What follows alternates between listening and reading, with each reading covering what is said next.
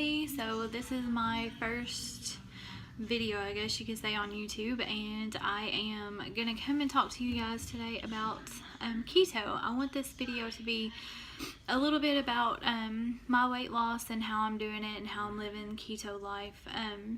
At the beginning of this video, you guys saw some before and after pictures. The biggest that I was 211 pounds. I am 5'4". I'm 32 years old. I have 4 boys. But yeah, the biggest I was 211 pounds. And I've been doing keto off and on the past year. I started the end of February 2017. I was on it for about 3 months. I didn't cheat, didn't do anything. I lost about 34 pounds in those 3 months. However, at the end of May, I was staying home then. I left my job at pediatrics. I worked in pediatrics, and I left my job there. I was driving like an hour there and back home every day. It got too much. And I stayed home with my kids through the summer. Now, staying home with them and them eating all their good stuff and their ice cream and their cookies and all that fun, yummy stuff just got to me, and I started eating, and slowly by slowly I just started eating everything that they were eating again. I gained 12 pounds back, which is not too awful. I was off for about the end of May to about the end of September, middle of September. And then about mid-September, I decided that I did not want to gain all that weight back, and I was going to lose, and I was going to be dedicated and commit. So I started the ketogenic diet again mid-September. I have been on it for about 4 months now, strictly. I've had maybe 2 or 3 cheat days, but it is not weekly. It's not even monthly. I am getting ready to have a cheat day with some girlfriends of mine, and I'm excited for that. But I've not cheated in a long time. I've been doing it pretty strict, and I've lost those 12 pounds plus about 25 more. So from 211 to currently I'm 152, 153, depending on how much water I'm retaining and what I really ate and that kind of thing. So I just wanted to come and make this first little video and talk about macros to begin with. I'm hoping to make this into like a series. I have a Facebook group that I have about 150 people on, and it grows almost every day, and that's super exciting. But there's a lot of questions I get asked, and I get a lot of messages all the time about macros and some other things. So if I can make this a series and then be able to share this not only on YouTube but on Facebook to kind of help them out, I'll be talking about different things each time. So today I'm just going to go over macros. Macros are macronutrients. That's your fats, proteins, and carbs. If you see me looking down, I've got my notepad here with stuff that I want to make sure that I touch on. And then I am also sitting in our office / playroom, and outside is the golf course. We live on a golf course, so I like to look out there at all the trees and hills. So if you see me glancing, that's what I'm doing. So macros are your fats, proteins, carbs.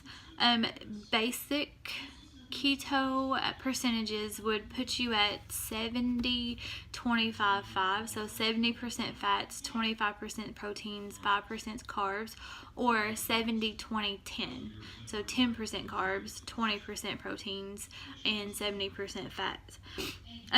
Now, macros are extremely important when it comes to the ketogenic diet. This is not low carb, where you do just your low carbs and then you don't really pay attention to your protein or fats. I actually spoke with my doctor about the keto diet this past week when I had some blood work done just to check up on everything, which all of my labs were normal, so that was good. And she was telling me how she had patients. I am a cosmetology student, so we have clients there, but in the doctor's office they would be patients.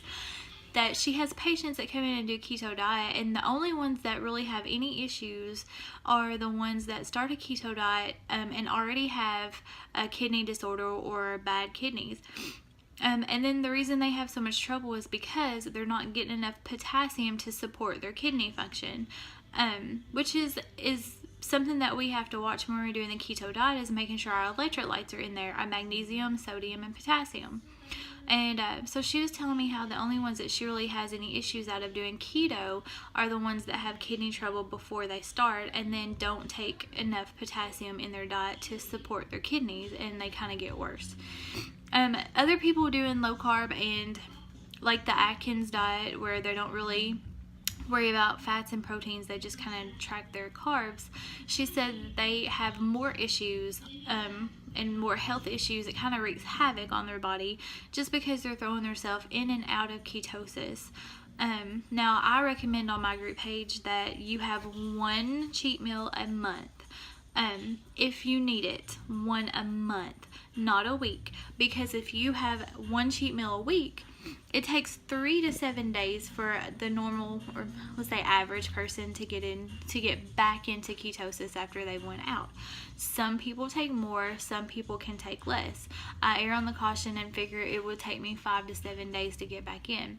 So if we think like that and we say, okay, if we have a cheat meal every Saturday, okay, every Saturday, you know, you're going to up your carbs, you're going to eat, you're going to do whatever you want to do, but then it's going to take you about 5 to 7 days to get back into ketosis. So what's happening is you have that cheat meal on Saturday, you up your carb intake, your mind and your body's like, oh snap, we need to use the glucose that they've introduced for energy.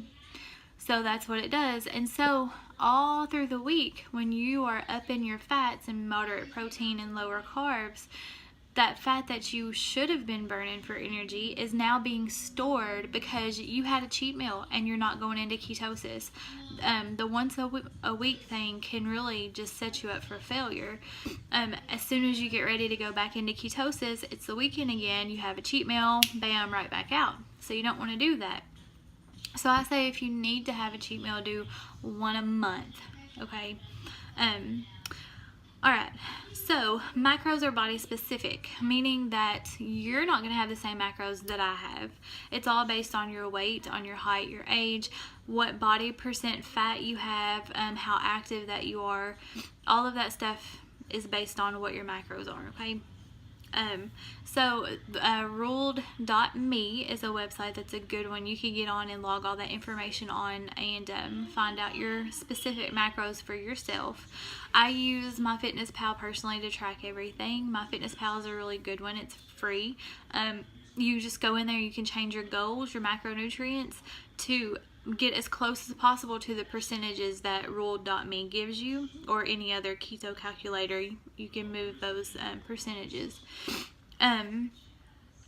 As far as, let's see, supplements, vitamin D is a good one that you want to supplement with, because you're not taking in milk.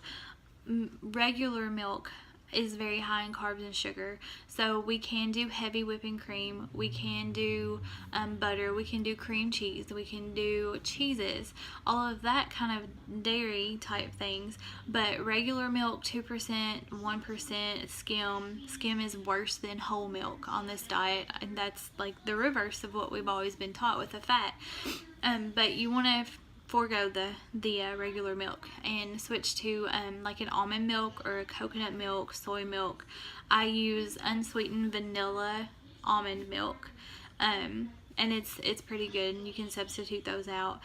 So you're not getting vitamin D like you normally would, so you want to supplement with a vitamin D. I take a 1000 IU vitamin a day, but everybody's different. So if you want to start at like a 500, or just get a multivitamin that's got vitamin D in it, and that'll help. Potassium is another big one that we want to watch out for. Doing this diet, you don't realize how much nutrients and electrolytes are in random food that you eat, but that are also high in carbs.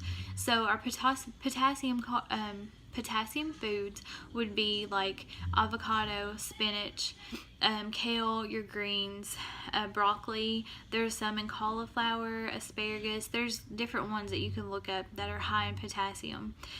So you want to up those kind of foods. Avocado is a great one for potassium, plus it's really good fats as well. So I try to do at least half an avocado a day or every other day. And then a greens salad or something every day. Spinach, you cannot have too much spinach. You want to eat that every single day. That is fine. That'll just help you out. Sodium is another electrolyte. And we want to get our sodium from like pink Himalayan salt. The white table salt is chemically treated and it's bleached to get it that white, so it's not good for your body. It eliminates all the electrolytes except for sodium in it. When pink salt has 7 electrolytes in it that are good for your body and your body needs, okay? Pink salt works in the place of white salt. You can't taste a difference. The color is pink, that's the only difference, and it's better for you. So just sprinkle a little pink salt on your food, or any foods that need to be salted, use that in the place. I've even put 1/8 to 1/4 of a teaspoon of pink salt in a Powerade Zero to just up my sodium. Pickle juice is another one. If you can handle pickles, you can take a big like shot of pickle juice and that'll help kick your sodium up there too. Powerade Zero is another good one for electrolytes. You want to get the Zero because then it has no sugar, and Zero, I think it's less than 1 gram carb for 20 ounces, I believe. So that's a good one. It's got your sodium, potassium, magnesium in it. Magnesium is the 3rd electrolyte that we need. A lot of foods have magnesium in it. Your multivitamins has got selenium and magnesium in it. But what we've been doing, my husband's lost 86 pounds and I've lost 59. I'm 1 pound away from losing 60. What we've been doing is we go to Whole Foods and get the raw organic Brazil nuts. 1 Brazil nut has 90 milligrams of magnesium. So you can eat like 2, 3, or 4 of those a day and have your magnesium and selenium intake. And that's all you would need a day. Be careful with Brazil nuts. Some people will have a reaction to getting too much magnesium, and you don't want to overdose on that. Same thing for potassium. If you're getting your potassium naturally from foods, you're going to have a hard time overdosing. I mean, I have a hard time hitting my recommended daily allowance. For females is 3,500 to 4,000 milligrams. Things like the no salt or the Morton salt substitute, I don't recommend you do that. It's potassium chloride, first of all. Potassium citrate would be the best one to supplement with, but potassium chloride. But it's also really easy to overdose yourself with the salt substitute. I think 1/8 of a teaspoon has 675 milligrams in it, which sounds good if you are extremely low, but 1/8 of a teaspoon is like nothing. And if you use that a lot during the day, you're gonna overdose on potassium, and that can cause heart damage, and that can be fatal. So you don't want to do that. If you can, get your potassium from your foods, from the food that you eat, okay? Let's see here. Okay, so when we're talking about Powerade Zero, we're going to talk about water, your intake of water, and then your electrolytes, okay? You have to think about it as you're drinking water. Like I have a bottle of water here. You drink water. This is just straight up water, okay? There's no salt in this. There's no potassium in this. There's no magnesium in this. There's no electrolytes in this. This is straight up water. When we drink all of this, and you guys may know, like when you're drinking a ton of water, you have to pee a lot, right? I mean, we're constantly running to the bathroom. We're like every 10 minutes having to pee. Well, we're not peeing out just straight water. We're peeing out our sodium and potassium. We're peeing out those electrolytes. So when we're taking in a lot of water, we're peeing out a lot of our electrolytes, and if we're not replacing what we're peeing out, we can get deficient in electrolytes, okay? So I've watched a lot of different videos, and I've read a lot of articles and studied this out for like the past year. And one of the well-known doctors on YouTube, if I said his name you would know, but he had a video not too long ago about the myths of drinking water. Now, I'm all for drinking water. Is like the healthiest thing for us, but when it comes to saying that our body is mostly made up of water, that's not true. There's not one cell in our body that is just pure water. Now, there's water in us, but it's mixed with sodium, it's mixed with potassium, it's mixed with all these different vitamins and minerals and stuff that we get in our foods and stuff. We're not just pure water.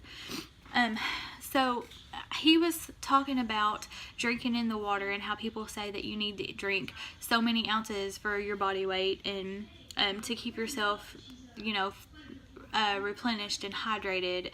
And he was talking about how your body doesn't know when it's just thirsty. You might be hungry, but really it's just you need water. You need to drink water because your body doesn't know. Okay, he was saying our body does know when we're thirsty. Our body does know when we're hungry. Otherwise, we wouldn't have survived thousands and thousands years ago when our body was saying you need to eat or you need to drink. We all get cotton mouth.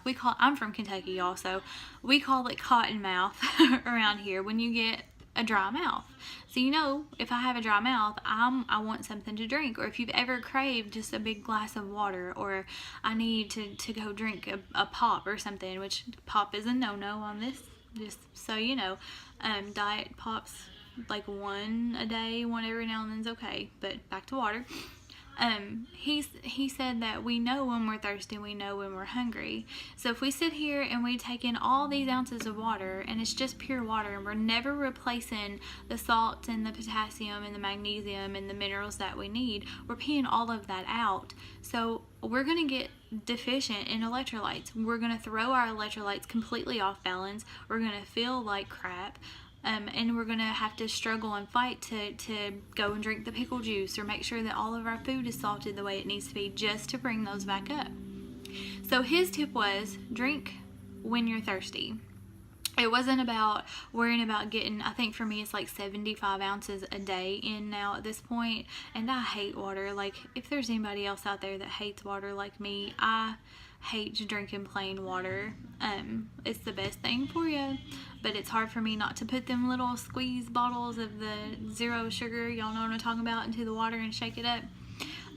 So I hate plain water, but I've gotten to where now that when I'm thirsty, I will grab a bottle of water, drink my water. If I'm not thirsty, I don't drink anymore.